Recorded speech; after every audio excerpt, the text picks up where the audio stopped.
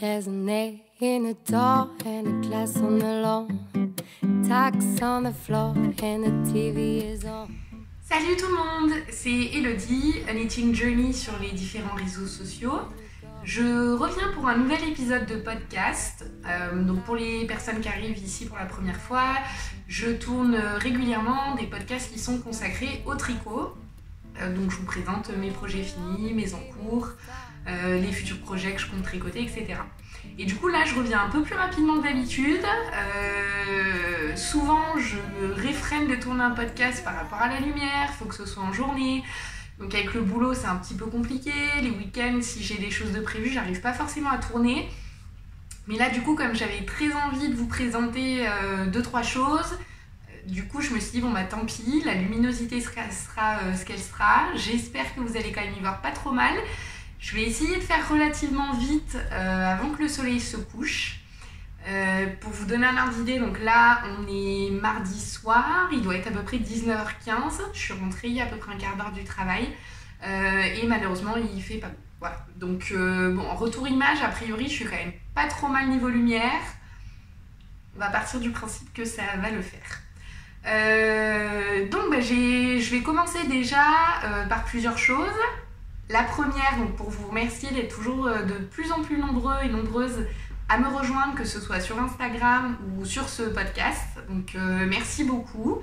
Pour ceux qui me suivent déjà, vous avez dû voir, ça faisait un petit moment que je préparais ça. Je voulais absolument organiser un concours pour fêter à la base les 1500 abonnés sur ma chaîne YouTube et sur mon Instagram. Le temps d'organiser tout ça, bon, du coup on est encore plus nombreux maintenant parce qu'on est à peu près 1750 sur les deux réseaux grosso modo. Mais donc du coup comme j'avais pas trop le temps d'organiser ça et qu'il y a un lot qui dépendait de tierces personnes, je vais vous expliquer, du coup je m'étais dit que j'allais grouper ce concours avec mon anniversaire. Donc c'est un concours qui a été réalisé avec 3 lots, donc j'ai décidé pour cette fois-ci de faire en gros 3 jours de participation pour un lot, ensuite résultat du concours, 3 nouveaux jours de participation pour le deuxième lot, etc. Donc du coup pour le premier lot, donc c'était un sac à chaussettes ainsi qu'un, c'est pas un écheveau mais une pelote de laine à chaussettes auto-rayante que j'avais acheté à la Knit It. Pour ce qui est du sac à chaussettes, donc c'est un sac qui a été fait par Petite Moutaine, donc Mélissa. Mélissa, c'est une jeune femme qui habite la région grenobloise aussi, que j'ai rencontrée chez Anna, donc à la boutique Lana et Tricot, et donc qui fait des sacs cousus main. Et donc la particularité qu'elle a, Mélissa, c'est qu'elle dessine très très bien, et donc en fait elle crée elle-même les motifs qu'elle va ensuite mettre sur les sacs. Alors quand je dis mettre sur les sacs, je suis pas sûre à 100% de la technique, mais de ce que j'ai cru comprendre, du coup c'est collé. Collé, on dirait que c'est intégré au tissu. Quand je vous montrerai de toute façon après un autre des sacs, mais donc bref, elle dessine de super jolies choses.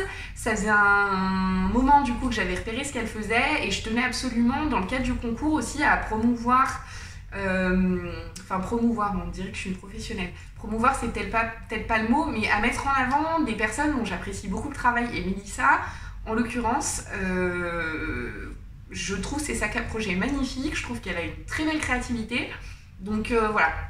Donc ça c'était le premier lot, ça a été gagné par Céline. Donc j'ai fait un tirage au sort que j'ai mis sur Instagram en me servant d'une application qui tire au sort dans les commentaires Instagram sur ma publication directement. Et donc Céline, il s'avère que c'est quelqu'un qui est de Grenoble, donc je l'ai vue samedi après-midi. En fait, Anna avait organisé un tricoté à l'occasion de la journée mondiale du tricot. Donc, tricoté où je suis allée, donc Céline m'avait prévenu qu'elle allait sur place, donc je l'ai rejointe là-bas et je lui ai donné l'eau en main propre. Donc je ne peux pas vous le montrer, mais j'essaierai d'insérer une photo ici pour que vous puissiez voir si vous n'aviez pas vu. Donc ça c'était le premier lot à gagner dans le cadre du concours, donc je l'ai démarré le 3 juin et puis je pense que j'ai dû le faire finir au 6. Le deuxième lot du concours pour lequel j'ai fait le tirage au sort ce matin, donc c'est 2 choses que je vais vous montrer du coup. Alors comme vous avez dû le voir si vous me suivez depuis un moment, et donc pour les nouveaux je vais expliquer un peu. Donc, initialement, quand j'ai démarré le tricot, j'habitais sur Paris. Et donc, j'habitais dans le 17e arrondissement, qui est au sud-ouest du 18e. Et donc, dans le 18e, il y a une boutique qui s'appelle Les Petits Points Parisiens, qui est tenue par Anne. Donc, c'est une boutique qui va revendre des laines de marque. Mais donc, Anne, c'est également quelqu'un qui teint, qui est une teinturière, dont j'apprécie particulièrement le travail. Moi, ce que j'aime beaucoup dans les laines que propose Anne, c'est que d'une, elle répète très peu les couleurs qu'elle fait, donc chaque écheveau est à peu près unique, on va dire ça comme ça. Bon, elle refait aussi certains coloris qui fonctionnent bien, mais très régulièrement elle renouvelle ses coloris et je trouve ça très intéressant. Et surtout, je trouve que pour les laines à speckle, elle fait vraiment des choses qui sont très très belles. Donc j'ai tricoté plusieurs fois la laine de chez elle. J'ai tricoté notamment le châle d'Andrea Mori, Birds of a Feather, dont je parle dans un précédent podcast, ou vous pouvez voir sur mon compte Instagram. Donc ça, je l'avais tricoté dans les laines de Anne, donc dans du mérinos et dans du mohair, dans le coloris Candy Crush. C'est un châle qui avait plu à beaucoup de monde, je crois que c'est le post sur lequel j'ai le plus de likes sur Instagram. Et donc du coup voilà, c'était la première fois que je tricotais des laines à Anne, et du coup j'en ai racheté plusieurs fois. Je lui ai pris un écheveau de Deka dans un coloris bleu marine qui est super beau, que j'avais utilisé pour tricoter un bonnet pour Noël à mon frère. Même principe, si vous voulez voir de quoi je parle, vous pouvez aller sur mon compte Instagram, j'avais publié une photo. Et puis dans mon stash là actuellement, j'ai plusieurs choses. J'ai une quantité pull dans son coloris Abyss, qui est un bleu jean qui est super beau, que j'ai montré dans un précédent épisode de podcast. Et le dernier craquage chez Anne, ça a été des écheveaux de 100% mérino que j'ai acheté à la Knit It, donc un festival organisé sur Lyon.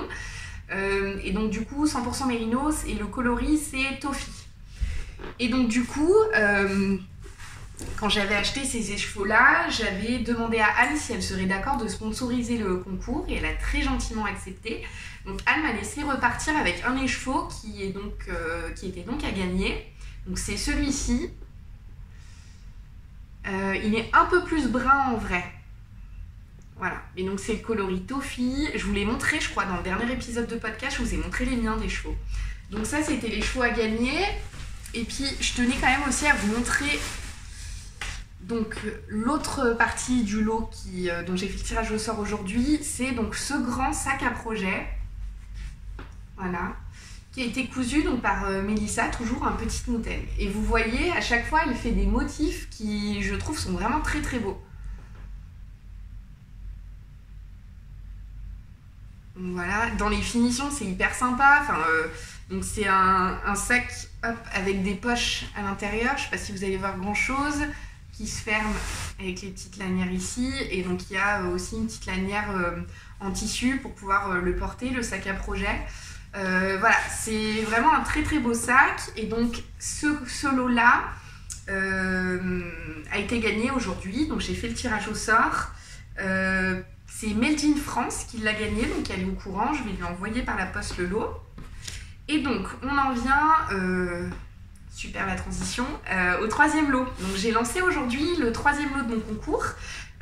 Donc si vous n'avez pas encore participé, allez-y, c'est sur mon compte Instagram, il vous suffit juste de mettre un commentaire et d'inviter au moins une personne à participer. Et donc en sachant qu'il faut également être abonné au compte des 2 personnes qui ont sponsorisé ce troisième lot. Et donc pour ce troisième lot, il y a eu, j'ai la chance d'avoir 2 personnes que j'aime beaucoup qui ont accepté de sponsoriser. Donc je vais tout de suite vous parler de 2 choses. Donc ce lot que vous pouvez gagner, et donc ce lot il est composé de un patron de Marie-Amélie Design. C'est le patron du top Kensia qu'elle a sorti aujourd'hui et que j'ai eu la chance de tester. Et donc la deuxième partie du lot, c'est que du coup Pauline de Léna Mouret, que j'adore, dont j'aime beaucoup la laine, je pense que vous avez compris pour ceux qui me suivent, j'ai tricoté pas mal de ces laines et j'en achète régulièrement.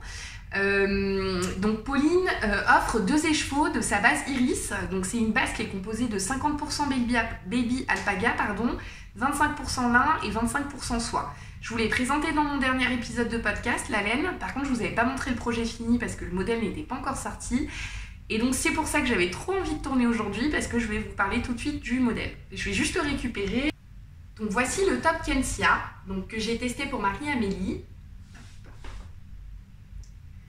Alors, c'est un top dont la construction se fait en top-down. Vous commencez par les côtes, des côtes 1-1, bah, par monter les mailles, hein, bien sûr, forcément.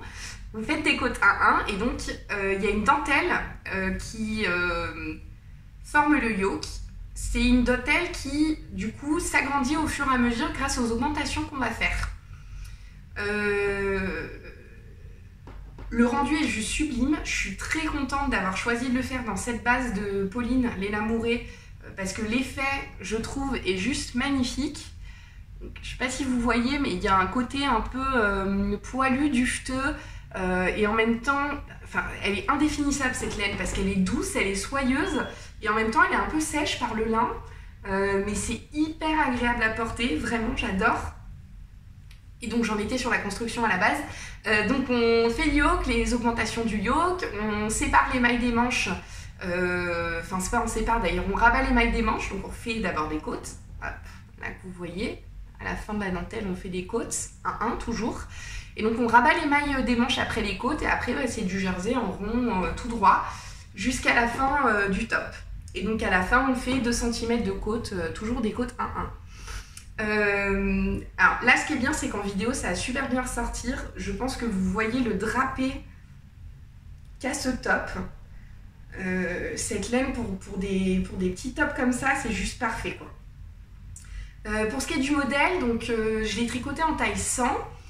Alors étant donné que la dentelle ça a tendance à s'étirer au blocage, donc on a défini que pour ce top il fallait donc prendre des aiguilles les plus petites pour les côtes, pour la dentelle et repasser en aiguille normale pour le corps. La seule chose à laquelle il faut que je pense qu'il faut faire attention, c'est que du coup quand vous êtes sur une base où il y a du mérinos ou d'autres bases qui sont assez extensibles on va dire, enfin extensible, je sais pas si c'est réellement le mot mais je pense que vous comprenez ce que je veux dire, assez élastique, il faut effectivement prendre bien une taille d'aiguille en dessous. Alors quand je dis une taille d'aiguille en dessous, moi par exemple je l'ai tricoté en 3,75 et les côtes et le yoke je les ai fait en 3,25. Après par contre si vous avez un tissu qui n'est pas du tout élastique, donc par exemple le lin, peut-être que une demi, enfin c'est plus qu'une demi-taille mais un quart de taille en dessous ça peut suffire. Je pense que voilà, faut vraiment aussi faire attention et jauger selon l'élasticité de votre laine. Donc voilà, donc je l'ai fait en taille 100, du coup moi ça me fait 8 cm d'aisance positif et puis je trouve que c'est pile, enfin c'est bien. Je pense que entre 6 et 12 cm d'aisance positive c'est parfait pour ce modèle. Je crois qu'en préconisation elle a dû mettre 5 à 15 selon l'effet que vous souhaitez avoir. Donc voilà. Donc le top Kensia qui est sorti aujourd'hui et que j'adore vraiment beaucoup. Et donc voilà, la laine de Pauline, elle est juste top. Donc j'ai oublié de préciser, mais pour le concours, donc vous gagnez 2 écheveaux pour pouvoir faire ce top si vous le souhaitez, hein, bien sûr, et le patron du top Kensia. Pour ce qui est des écheveaux, Pauline va offrir 2 écheveaux de son coloris caramel au beurre salé.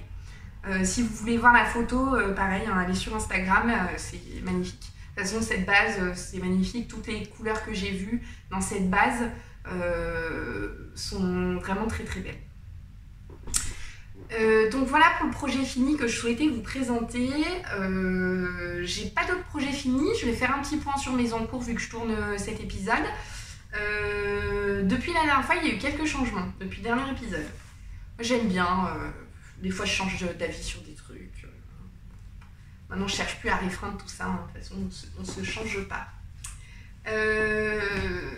Dans les projets qui ont un peu avancé, je ne sais plus où j'en étais la dernière fois sur le lucarne, parce que j'y touche un peu, je l'ai avancé un petit peu. Donc, dans le doute, je vais vous le remontrer. Donc, le modèle lucarne, sauf que je suis en minodorant, ça ne va pas être idéal, bon, c'est pas grave. Le modèle lucarne, c'est une étole qui a été créée par Yarn Flakes. Donc c'est une étole qui a la particularité d'avoir de la dentelle tout le long. Là j'en suis aux 2/3, il me reste 1/3 à peu près, je l'avance tranquillement, je le mets un peu de côté, je le reprends, je le mets un peu de côté, je le reprends. Et donc c'est une étole, donc on commence par monter des mailles, monter ces mailles, on fait quelques rangs de point mousse, après on commence avec une première dentelle, que voici. On alterne avec du jersey Et donc après, à partir du début du deuxième tiers, donc on a fini le premier tiers du châle, donc de notre laine, on insère une seconde dentelle que vous voyez ici. Voilà. Et puis là, j'en suis au niveau, je suis en train de terminer cette dentelle-là, pardon. Et donc après, je n'aurai plus que celle-ci. Et puis donc voilà, ça fait une grande étole. Donc pour ce qui est de cette étole, moi je la tricote dans de la laine des pelotes vagabondes. Donc c'est une laine que j'avais achetée au Tricot Sud, qui était organisée par les filles du vendredi. Donc c'est une laine qui s'appelle Secret Garden. Et donc c'est de la single. Voilà. C'est une laine qui est assez épaisse, qui est très agréable à tricoter. Donc voilà, ça je l'avance tranquillement, sans pression. Donc pour le second en cours, qui est celui que je tricote le plus en ce moment, en fait j'ai craqué. Dernier épisode de podcast qui était il y a peut-être 2-3 semaines, je vous ai montré le modèle Catmins que j'étais en train de tricoter de Marie-Amélie, enfin que j'avais commencé à tricoter l'année dernière et que du coup j'avais mis de côté pendant l'hiver et que je comptais reprendre. Sauf qu'entre temps, Anna Dervoot de Longue avec Anna a sorti un modèle de top, un peu t-shirt qui s'appelle le Rose Picot. J'ai complètement craqué. Mais vraiment, sur ce modèle, quand je l'ai vu sur Ravelry, moi c'est la forme en règle générale de t-shirt qui me va plutôt bien. J'aime bien le fait que c'était assez simple, qu'il y avait juste quelques petits détails sympas. Et donc j'ai décidé de le faire et je me suis dit, mais les écheveaux de caramel au beurre salé de Léna Mouret que j'avais et que j'avais commencé à utiliser pour le Catmins, je me suis dit qu'ils allaient être juste parfaits pour ce rose picotti. Et donc du coup j'ai défait complètement le Catmins. Et puis j'ai rattaqué, utilisé la laine, donc je l'ai remis en écheveau, enfin je l'ai remis en cake plutôt, et puis j'ai attaqué le rose picotti, pardon, que je ne lâche plus. Voilà, j'ai tricoté quasi ça ces derniers jours, quasi que ça. Donc c'est tricoté dans la qualité Athéna de Léna Mouret, donc Athéna c'est sa 100% mérinos, le coloris c'est éclat de rose caramélisé. Voilà, j'espère que vous voyez pas trop mal. Et donc c'est ce coloris-là. Donc c'est un rose avec des éclats de caramel, hein, comme le nom l'indique plutôt pas mal. J'ai l'impression que la couleur ressort pas trop mal. Et donc voilà où j'en suis de mon rose picotti. Donc c'est un modèle qui se construit en bottom-up. Alors c'est la première fois moi que je faisais une construction comme ça, en bottom-up. Disons que j'ai légèrement galéré. J'ai dû recommencer 3 fois, parce que les 2 premières fois, j'ai twisté mes mailles. Alors pourtant, j'ai essayé de faire attention, mais je sais pas. Alors autant la première fois, je m'en suis rendu compte assez tard, parce qu'on ne le voit pas forcément tout de suite quand on twiste ses mailles, donc j'ai dû tricoter bien 2 cm, donc j'étais un peu deg. J'ai recommencé, par contre la deuxième fois, j'ai bien regardé, fait très attention, et je l'ai défait plus tôt, mais donc du coup, j'ai dû m'y reprendre à 3 fois, et du coup, ce que j'ai fait, c'est que la 3e fois, j'ai d'abord tricoté 2 rangs en aller-retour, et puis je ferai un point à la fin pour fermer ça, mais du coup quand on joue en rond c'est beaucoup plus simple que quand on a juste les mailles montées. Quand on a 2 rangs, ça nous permet quand même beaucoup mieux de gérer le fait que les mailles ne se tournent pas. Donc là j'en suis, j'ai quasi fini le corps je pense. Donc la particularité du top, c'est ce que je vous disais, c'est qu'il y a une dentelle en bas. Alors là elle n'est pas bloquée, donc voilà, mais bloquée grosso modo ça va donner ça. Donc c'est une dentelle qui est très simple à faire, qui est très sympa. Donc c'est un modèle que je tricote dans la 3e taille. Alors je crois que c'est 104 cm. C'est sûr, ce qui est sûr, c'est que je suis sur la 3e taille. Donc c'est un modèle qui se tricote avec un échantillon de 25 mailles pour 31 rangs. Donc pour obtenir l'échantillon, moi je le tricote en 4, en aiguille 4. Et puis donc vous voyez la laine de Pauline Léna Mouret, elle est hyper sympa quoi. Donc là, du coup, il faut faire le corps sur 35 cm, si la mémoire est bonne. Je sais pas trop comment gérer ça, parce que je veux pas le faire trop long. Je comptais le faire 2 cm de moins que ce que préconise Anna. Mais en même temps, c'est compliqué de mesurer, parce que du coup, comme la dentelle, elle rebique, je sais pas si je vais pas le bloquer avant de faire les devants, demi-devants, le dos, etc. Pour être sûre de ma longueur. parce que je veux pas qu'il soit trop long. Je pense que c'est un top que j'aimerais bien pouvoir mettre sur des jupes ou sur des robes. Donc je sais pas trop comment je vais faire. Si vous avez des conseils, je suis preneuse. Donc voilà, ça c'est l'encours que je tricote le plus en ce moment.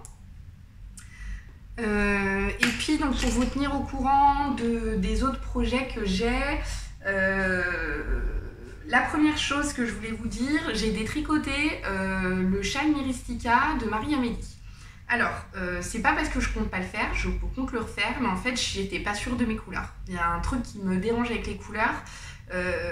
Et maintenant, avec l'usage, c'est plus facile pour moi de détricoter un projet parce que je préfère avoir perdu 15 heures de tricot en détricotant un projet que de passer 80 heures à faire quelque chose et qu'au final je ne vais pas forcément porter. Donc là il y avait un truc qui me dérangeait, je pense que c'est les différences de texture entre les deux laines. Parce que donc en l'occurrence pour rappel je tricotais ça dans cette laine qui est de la petit bout de laine, donc c'est de la filet main, donc elle est magnifique, hein, qu'on soit d'accord. Je remets pas en question le fait que j'aime les laines, je dis juste que ensemble je suis pas certaine de moi. Et donc la deuxième c'était de la Macintosh en single.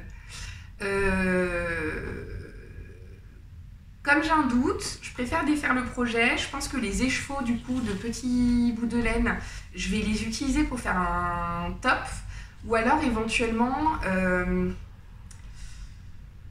pour faire un pull, il faudrait juste que je trouve un troisième écheveau sur un peu le même genre de texture. Donc je vais voir. Pour l'instant, je vais mettre ça de côté. Donc là, j'ai complètement défait le projet et puis je verrai plus tard ce que je fais exactement avec ces laines. Et donc du coup, j'ai le Monstera qui est en cours pour Imogen. Je vous en avais parlé la dernière fois si ma mémoire est bonne.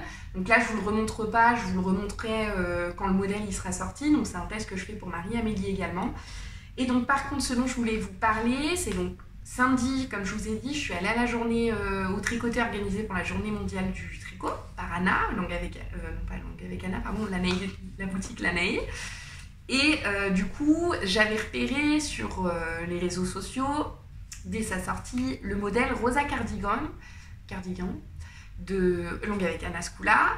Et donc c'est un modèle que j'aimais beaucoup, donc je vais vous insérer une photo. C'est le cardigan qui est un peu cropped, avec le détail de dentelle. Donc c'est une construction qui se fait en raglan, et dans le raglan vous avez une insertion de dentelle, donc des jetés. J'avais repéré déjà à sa sortie de modèle, j'ai vu plein de versions que je trouvais hyper belles, donc j'ai eu envie de m'en faire un pour les soirées d'été.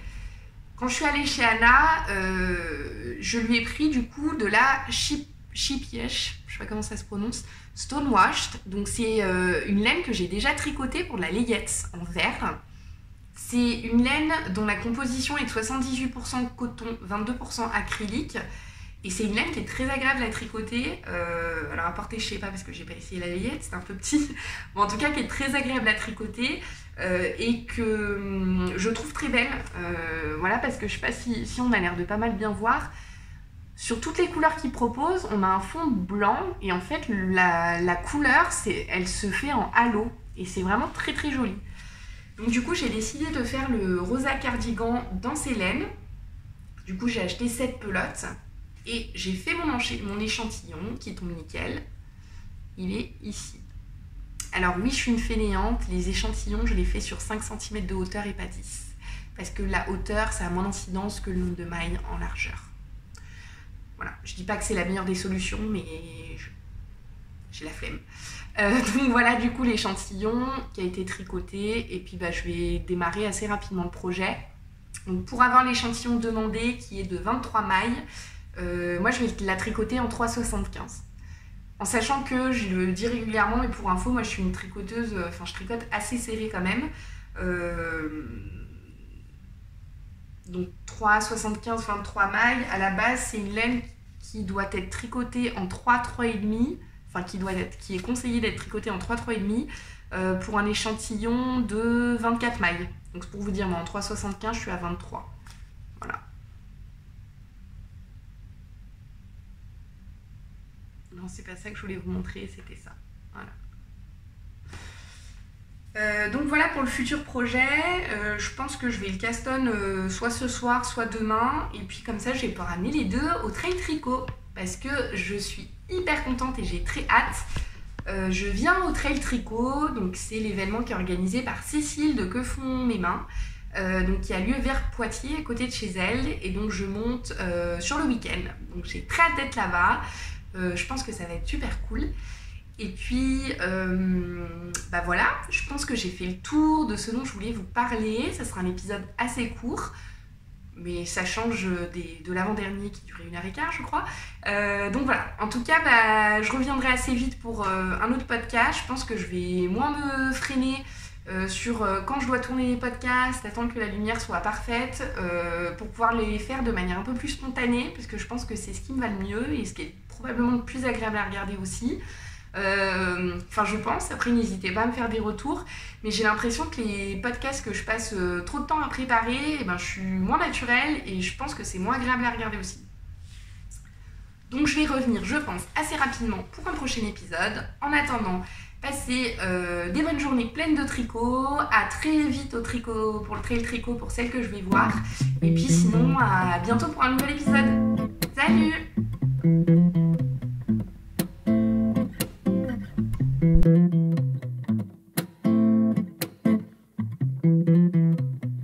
There's an A in a door and a glass on the lawn.